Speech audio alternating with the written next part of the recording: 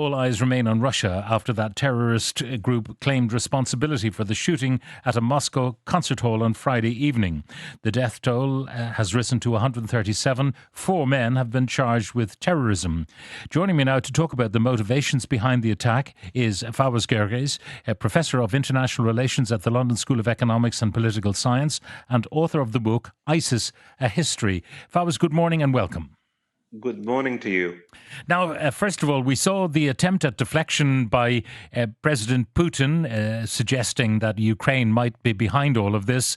But then the video released by the terrorist group themselves gave the lie to that. And also, we have seen the suspects in the courtroom today in Moscow. And the photos of the suspects correspond to the photos released by the Islamic State or ISIS. I mean, look, we have to caution our listeners that we don't really have conclusive evidence yet, not really ironclad evidence. But if you ask me, of all potential suspects, I would say that ISIS-K, the affiliate in Afghanistan, tops the list. You might say, why? And this is more of an informed opinion. I think ISIS, both ISIS Central and the affiliate in Afghanistan, it's called ISIS-K or ISIS Khorasan province, sees Russia's Putin as the embodiment of a Christian crusading anti-Muslim camp. ISIS and Al-Qaeda and the various militants accuse Russia of oppressing Muslims in Central Asia, in Afghanistan, in Chechnya. President Putin's military intervention in Syria in 2015 really, shifted the war landscape against the Syrian oppositions, including ISIS and Al-Qaeda affiliates. So ISIS has really, there is bad blood, historical bad blood between the militants of the variety of Al-Qaeda and ISIS and Russia's Putin. What's surprising is not the attack itself. What's really sad and tragic is the monstrous failure on the part of the Russian security forces to at least preempt the attack, because they had some information that an attack was in the pipeline. Yeah. Now, we know that before the attack, Putin denied there was any likelihood of an attack.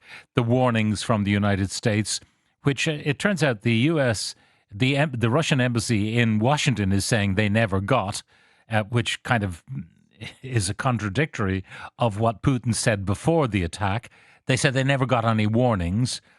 But Putin is embarrassed by this, one suspects. What do his people know of these warnings? What do they know of the truth of this? Well, look, I mean, let's just focus a bit on the context for your listeners. I mean, there is a war, a proxy war, taking place between the United States and Russia now in the Ukraine in the past 2 years. The US really is funding and arming the Ukraine. And in a way, there is really an almost indirect war between Russia on the one hand and the US and its allies on the other hand in the Ukraine. So there's a great deal of suspicion. There is no trust between the United States and Russia. My take is that based on all the evidence we have, is that the Americans warned the Russians publicly on the 7th of March. They basically released a statement warning Americans and other foreign nationals of not really congregating in mass gatherings in Moscow. The Americans had information that ISIS-K was planning to attack a mass gathering. And they mentioned concert halls, the Americans. And as you know, the American security forces have a duty to warn if they have information about an attack by a militant groups.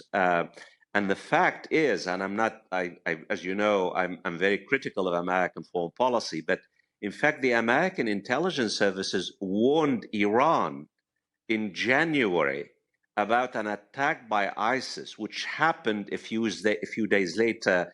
ISIS-K carried out a brutal attack in Iran, as you know, and almost 200 people were killed and injured.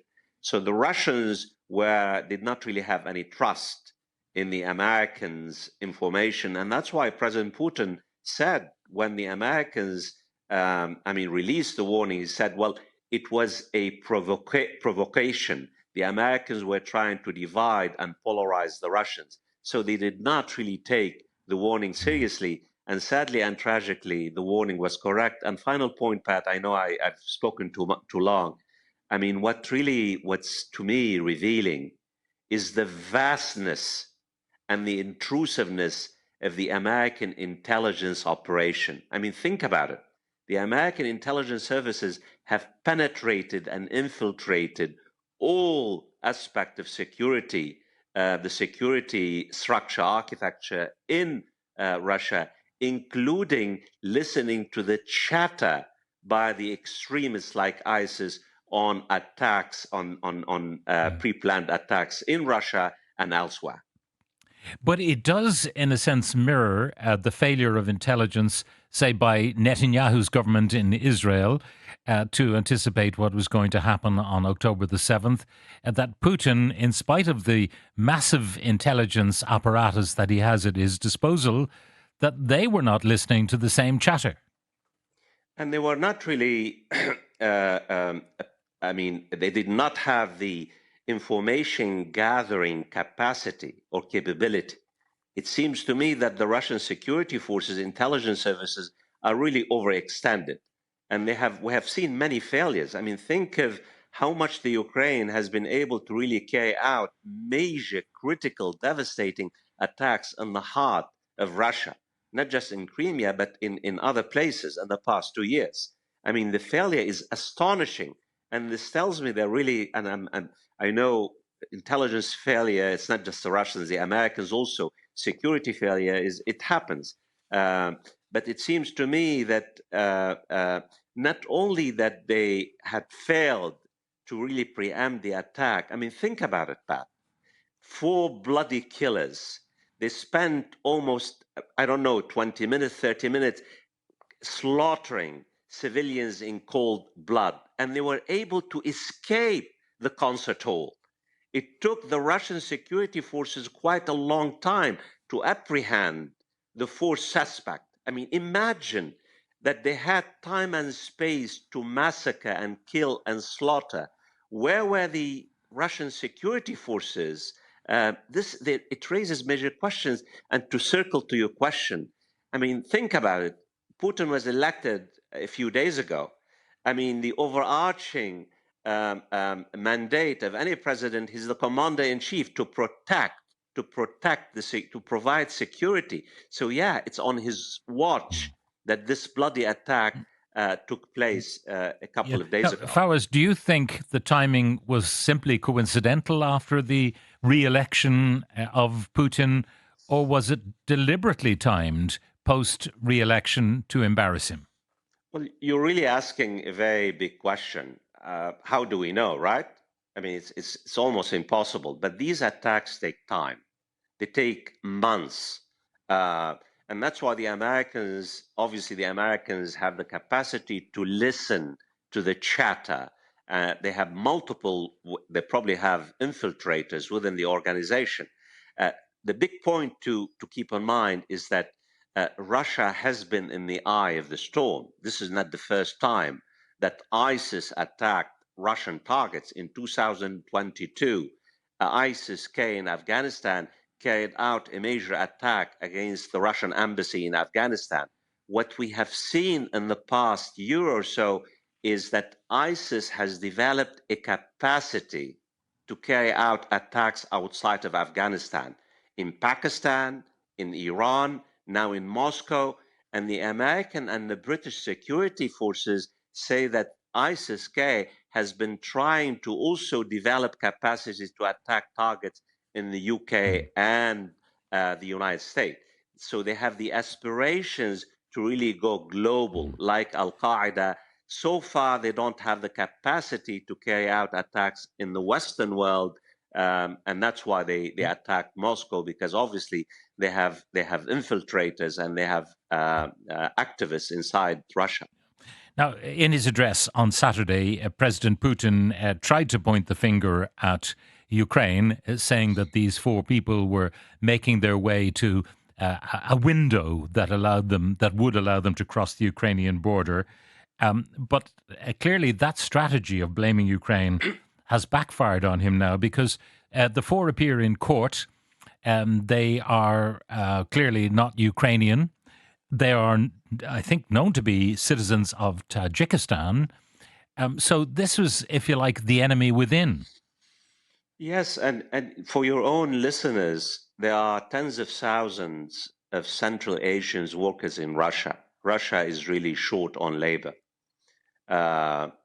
And this is why ISIS-K in Afghanistan has been able to recruit, obviously, many citizens of Central Asia, residences in Moscow. This really raises big questions for Russian security now. I mean, it seems it's common sense. Again, it's just a qualification. We don't have the intelligence and the evidence, but this is not really a Ukrainian thing. Ukraine does not really do such a human slaughter. Of course, they have carried out attacks against economic and military targets, and many civilians were killed in the process.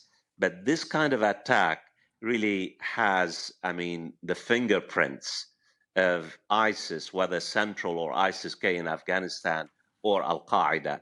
And there is a long bad blood between Russia's Putin and ISIS. And even though the Russian officials have been trying to link the Ukraine to this attack, but I doubt it very much whether the Ukraine had anything to do with such a bloody and brutal and insidious attack on Moscow. Putin has promised retribution, but what is his target? I mean, he's already bombarding Ukraine with aerial attacks pretty much every night on major population centers. So he could intensify that as using what happened on Friday night as some sort of excuse. But that would not actually be attacking the target at all. So what is his target? Well, if you ask me, if I were in Putin's place now, I mean, he is furious. His options are really limited. Most of the world, and Russian citizens are intelligent human beings, by the way. We're not the only one who are, talking heads. They can really connect the dots. I mean, they basically now the evidence is accumulating. That is, it's ISIS, not the Ukraine or anyone else carried out the attack. So what could he do? There is a low intensity war between ISIS and the variety of ISIS militants and Russia. I mean, keep in mind, Russia frequently bomb Islamist militants in Syria, and frequently, as we talk, you and I, Russia's security forces also carry out attacks against ISIS militants in Africa and West Africa. There is really bad blood, long vendetta between Russia's Putin's and ISIS and Al-Qaeda militant. So his options are very limited. And that's why it seems to me that all the talk and the threats are basically for really a domestic audience to reassure Russians. But at the end of the day, just a point of really qualification. The entire world really could be a theater for such militant and terrorist attacks, not just Russia, any country, right? I mean, look, we're talking about, a major terrorist operations in Moscow, horrible, hideous. You're talking about, I'm sorry to say it, Pat, on your show, a terrorist-based state in Israel has killed 32,000 civilians, at least in the past 6 months. We have to keep things in perspective. It's brutal, it's hideous. Where's the world? Well, civilians are being killed on average, almost 100 Palestinian civilians killed on daily basis. We also need to be blunt, call a spade a spade. Terrorism is bad, but terrorism gets carried out not only by non-state actors. some states, including Western states, including my country, the United States, has basically committed some of the most horrible terrorist attacks against civilians, whether Afghanistan, Iraq, I mean, call it. It's a complicated story.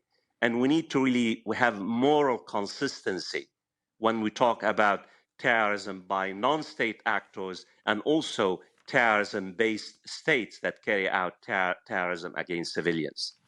Fawaz Gerges, Professor of International Relations at the London School of Economics and Political Science, author of the book ISIS, A History. Thank you very much for joining us.